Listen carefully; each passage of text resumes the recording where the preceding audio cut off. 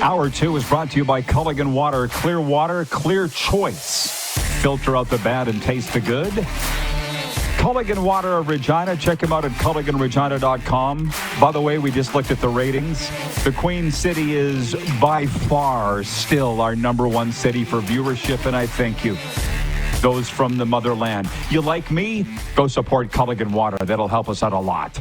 Okay, Zig Fracassi joins us from SiriusXM NFL Radio, and we all know what the big story is coming out of the weekend. Hey, Ziggy, before we get to Shedeur, the other big story is the conspiracy theory. Some NFL announcer floated that Jim Montgomery, the coach of the St. Louis Blues, purposely tanked his ending with the Bruins to get fired so that he could go coach the Blues. You actually think that happened, Zig? You read too much of my my X post there, Rod. That's Twitter having a little bit of Twitter, X, whatever you want to call it. Something still just has not set well with me on that, and I may be stretching it just a little bit, but just think about the coincidences of all this. The Bruins got out to a slow start. Everything I kept hearing in the preseason, and even from people well in the organization, that things were disjointed. Things were not right from the start of the season. So that makes you wonder. Then they got out of the gate poorly, and this ultimately cost Montgomery his job. And then, oh, by the way, a short time later, the Blues happen to stumble too, and their GM fires their coach and brings in Jim Montgomery, who, oh, by the way, played for them, coached for them, and, oh, by the way, his wife is from St. Louis. Funny how all of that lined up within a short period of time is all I'm saying. I was probably a little hard on you on social media because I think I said that you'd lost your mind. No, I know. My point. Well, fun. But listen, we had a coach in Sask probably before you were following the CFL named Corey Chamberlain. He was doing a lot of bizarre things by the end of his time, and people were like, he's trying to get fired. I'm like, maybe. Yeah. I couldn't see myself ever doing that, but you hear that narrative, so maybe you're not wrong. But here's the one thing before we get to the NFL. Would you be willing, Zig, to look at the fact that maybe the Bruins are dysfunctional? Maybe it's not the coach. Maybe it's the team. Well, I mean, 2 years going here, they had the best record ever in the NHL. And then, oh, by the way, the next year they went to the next round. So it wasn't all that bad for them. So I think there was a lot to it. I definitely think there was some, dysfunction there. And then ultimately we saw what happened. They just weren't very good this past year. Although I will say this, that Sweeney did pull some nice trades by the deadline. They got some young players. They got draft capital they desperately need. At worst, they're going to draft number 7 overall in the draft. And, they've got money to spend. You figure McAvoy and Hampus Lindholm are coming back. They don't need a total rebuild. This NHL, Rod, I don't see the 85 Oilers or the 97-98 Red Wings incarnated. In other words, I don't see that truly great team where you have to gut the whole thing for. I think if Bruins do this right, they could be back in the playoffs next year. Breaking NHL news, by the way, Mike Sullivan fired as head coach of the Pittsburgh Penguins after missing the playoffs 3 straight years. Yes. Oh, and by the way, team to another. Oh, no. By the way, I would be open to a Mike Sullivan redo in Boston. And oh, by the way, who's his son-in-law? Charlie McAvoy. Yeah. Okay. So we can't say the Shedeur thing was overblown. Zig, it was not only the story of the NFL draft weekend, it's the biggest sports story of 2025. What's your take? Do we got 3 hours? I'll condense this the best that I can. I keep telling people, Rod, don't base all of your opinion on mock drafts. These are very good people, very talented people who evaluate in their own way. But unless you are in the team's meetings or you're at the pro days, you may not ever really know what happened. All what we kept hearing starting to get leaked out was, Shedeur apparently visited the Giants. The thing didn't go well there. Then the Pelissero piece comes out from the anonymous coach saying that he was, entitled, was the worst interview of all time. Plus, you already got the, how would you use the word, suspicion or undercurrent of the Dion factor, larger than life. Remember, he was doing the talk show circuits a couple years ago, Rod, and saying, hey, if he's drafted by this team, we're going to pull an Eli or whatever that, referring to Eli Manning. So I think all in all, in the end, he was, like my co-host Lige Duzable was saying, he thought from watching the tape, Shedeur was a late first, maybe early second round pick. But because of all the periphery, he ultimately gets dragged down to the fifth.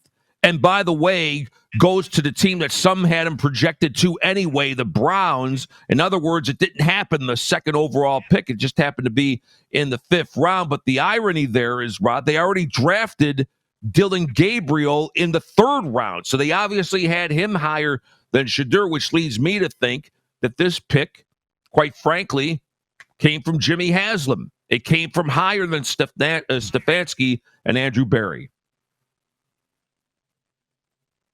Fascinating, isn't it? So do you think it's a combination of a lot of things that he slipped, like basically the NFL saying to the Sanders family, you ain't all that?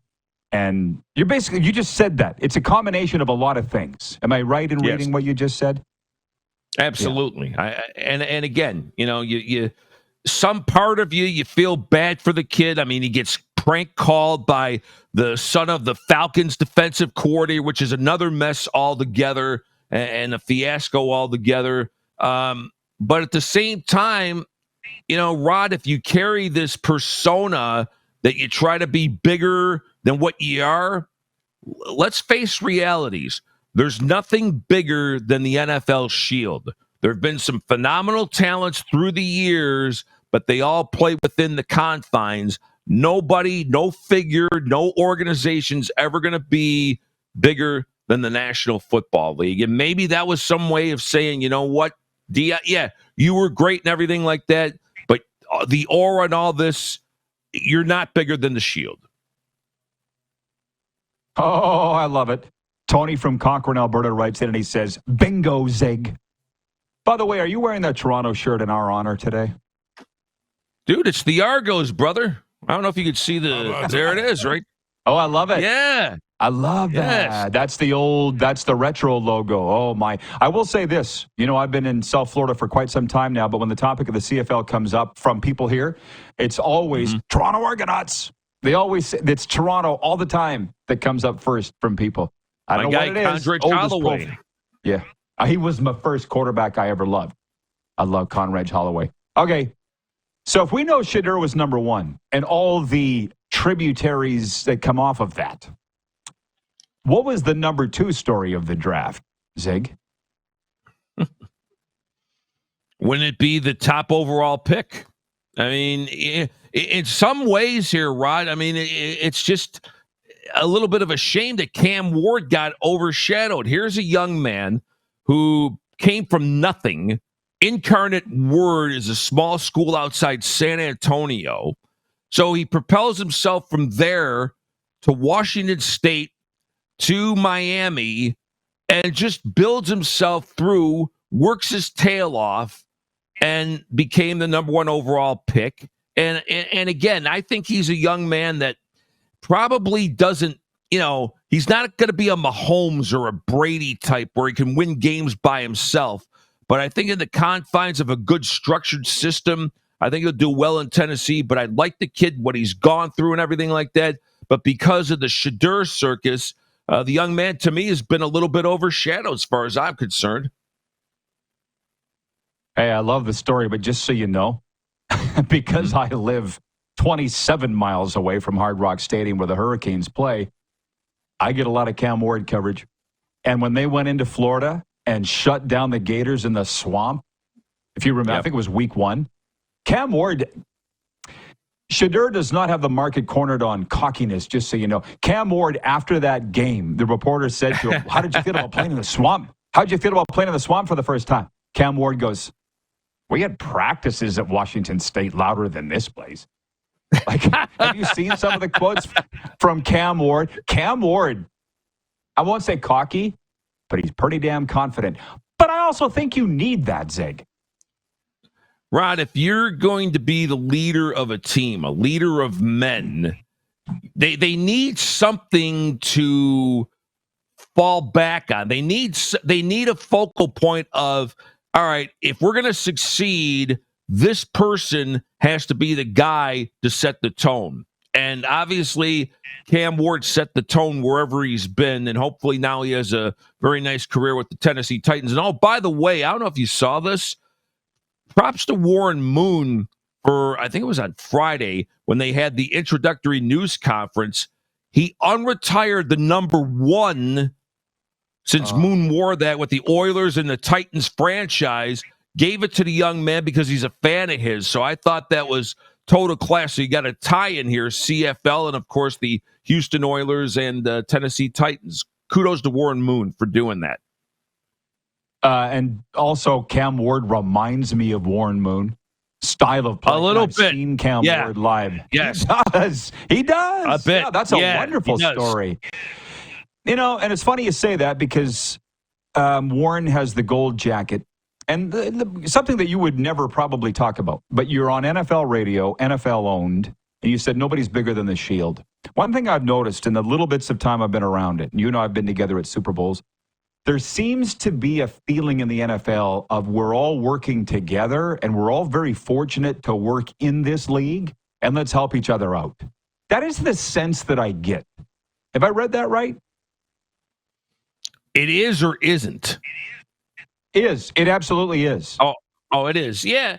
You know, I think it's again, Rod, it's teamwork. You know, if you don't have the component pieces around you, whatever your job might be, whatever your family situation might be, if you aren't all together, I mean, you can all have disagreements or anything like that, but if you don't have that common goal to be the best you can be, then I don't know what to tell you. I mean, you know, being privileged to work at NFL radio now for, gosh, you're going to be entering 22 years here this fall. So wow.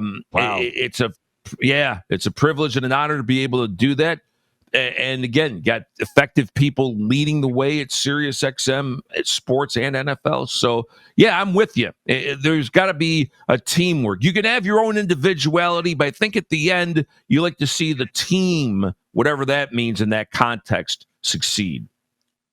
Well, here's a funny thing about that, and I'll let you go here right away. But Rich in Edmonton writes in, he says, Warren Moon is an absolute beauty. I'm fortunately old enough to remember watching him play in Commonwealth. John in Winnipeg says, Warren Moon, total class. Wayne in BC says, that's great, Zig. Warren Moon is a very classy person. But it sounds like you got actual radio people running the show at SiriusXM. My NHL radio friends have been there since day one, specifically Scott Laughlin. I'm not sure if you've met Scott or not, because he's up in Toronto. Oh, gosh. Yeah, great guy, right? Kidding? Yeah. Done several shows with him. Right. And then when you gave me the tour, how's Howard David these days? Because I'll never forget. Zig opens the door to the studio, and he's like, Howard, this is my friend Rod, Saskatchewan Roughriders voice. And I said, can I get a photo? And Howard David goes, if you must. Just cranky old I love them. I've known a million. Oh, I know. Is he still? What's Howard up to? No, he hasn't been with us for a while, and I always would come into the studio and always get a good laugh out of him. But boy, you talk about when he was a play-by-play guy. He was as good as it got. One of the great guys in the business, by the way. He was fun. And speaking of great guys, Arlen Bruce III writes in, two-time Grey Cup champion. And he says, great morning, RP. Warren Moon is the greatest inspirational person I ever met. He encouraged me to play in the CFL back in 2000 when I was with the Kansas City Chiefs. Ziggy, you've brought I remember that name, sure. Yeah. Oh, yeah. You brought Hey, out all the stars as viewers here today, Zig. Way to go, man. Hey, I remember Warren Moon. Here's a young man who had to leave L.A., wound up going up to Seattle, Washington, was a star quarterback at the University of Washington, led them to a Rose Bowl victory. And at the time, the NFL was a little bit slow in wanting African-American quarterbacks in, had to perfect his craft up in Canada. And, of course, we know now he was one of the all-time greats in the NFL, and now some of the best quarterbacks we've seen in the NFL the last 25, 30 years happen to have dark skin. Yeah, he is trailblazer, absolute trailblazer. As Absolutely. are you, Zig. And that's satellite radio vein. Well, let me say it. Let me say it. Okay, my brother. Keep up the great work, and don't be a stranger. Love you, man. Be good. Love you too. Love you too, Ziggy. SiriusXM's Zig Fracassi. I'm such a big fan. I love this. The people that are way back when we started this, Mike Abu-Meshrik, 10-year CFLer, said the people watching this show are more interesting than the people on the show. That's certainly the case today. We'll be back with a viewer takeover and a sports update. It's a Monday, and we're having a great day. Live here on Game Plus TV, streaming live and podcasting wherever the best podcasts are found.